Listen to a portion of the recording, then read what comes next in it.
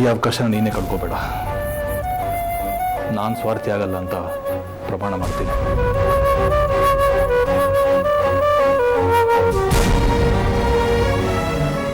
ನಾನು ಇನ್ನೂ ಕ್ಲಿಯರ್ ಆಗಿ ಮಾತಾಡ್ತೀನಿ. ನೀನು ನನ್ನ ಹತ್ರ ಮಾತಾಡದೇ ಇರಬಹುದು, ಆದರೆ ಈ ಮನೆಯವರೆಲ್ಲರೂ ನಿನ್ನ ಹತ್ರ ಮಾತಾಡ್ತಿದ್ದಾರೆ. ನಾನು ಎಲ್ಲವನ್ನು ಗಮನಿಸ್ತಾ ಇದ್ದೀನಿ. ನೀನು ಮಾತಾಡ್ತೀಯ,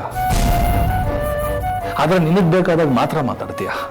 ಅದು ತುಂಬಾ ಬುದ್ಧಿವಂತಿಕೆಯಿಂದ.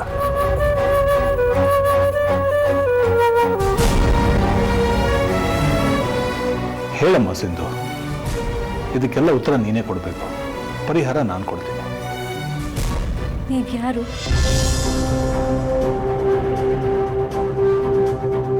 ನನ್ನನ್ನು ಯಾಕೆ ರೀತಿ ಹೆದರಿಸ್ತಾ ಇದ್ದೀರಾ? ಲಕ್ಕಿ ಹತ್ರ ಹೇಳ.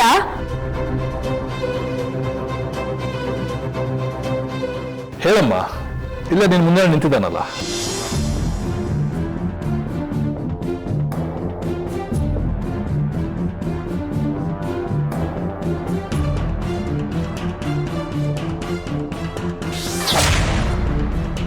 ಇದನ್ನೇ ಹೇಳಿದ್ದು ಬುದ್ಧಿವಂತಿಕೆ ಅಂತ. ನನಗೆ ಹಾಗೆ ಅನ್ನಿಸ್ತಾ ಇದೆ.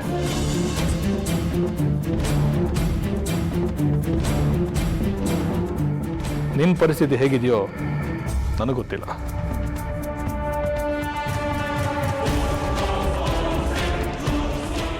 ನೋಡು, ನೀನು ನಮ್ಮನ್ನೆಲ್ಲ ಆಟ ಆಡಿಸಬಹುದು ಅಂತ ಅಂದ್ಕೊಂಡಿದ್ರೆ ನೀನು ಅದ್ರಲ್ಲಿ ಸೋಲ್ತೀಯ.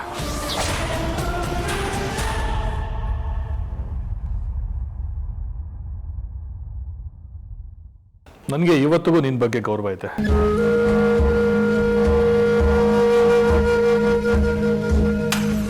ನೀನು ಮಾಡ್ಕೊಡ್ತಿದ್ದ ಬಿಸಿಬೇಳೆ ಬಾತ್ ರುಚಿ ಇನ್ನೂ ನಾಲ್ಗೆ ತುದಿಯಲ್ಲೇ ಇದೆ.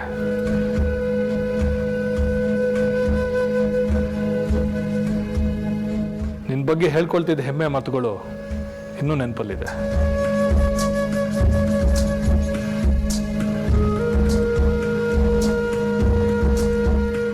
ಇವಳು ರಾಜೀವಿ ಅಂತ.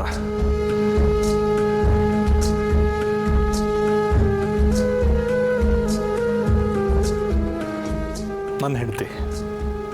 ನಿನಗೇನಾಗಬೇಕು ಅಂತ ನಿನಗೆ ಚೆನ್ನಾಗಿ ಗೊತ್ತಲ್ಲ.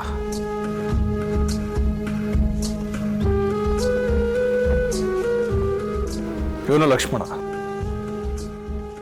ಲಕ್ಕಿ ಅಂತ ಕರಿತೀವಿ.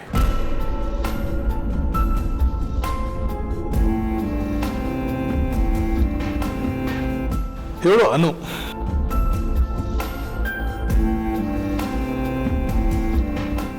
ಅನು ಬಗ್ಗೆ ನಿನಗೆ ಚೆನ್ನಾಗಿ ಗೊತ್ತಿದೆಯಲ್ವಾ. ನಿನಗೆ ನನ್ನ ಹತ್ರ ಹೇಳ್ಕೊಳಕ್ಕಾಗದೇ ಇದ್ರೆ ರಾಜೀವಿ ಇದ್ದಾಳೆ, ಅವಳ ಹತ್ರ ಹೇಳ್ಕೊ.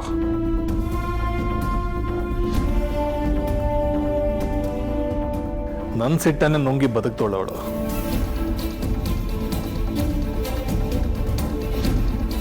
ನಿನ್ನ ಮಾತನ್ನ ಸಹನೆಯಿಂದ ಕೇಳಿಸ್ಕೊಳ್ದೇ ಇರೋದಿಲ್ಲ.